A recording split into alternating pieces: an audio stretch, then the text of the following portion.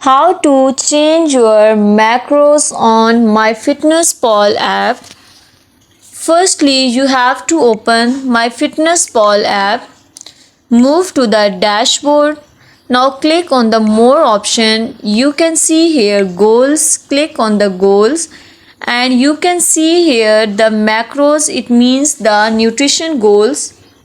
The macros means on the MyFitness app are nutrition goal. You can change your nutrition goal by this clicking on it and you can change your nutrition goals. Macronutrients must equal 100%. You can change your like 95%, 100%, 95%. In this way, you can change your macros goals on MyFitnessPal app.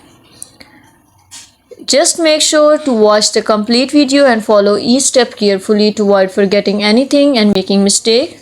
Thank you so much. That was all. Please consider showing your support by commenting, liking, sharing and subscribing to our channel for more valuable content in the future. Your engagement is highly appreciated. I wish you very good luck. Thanks.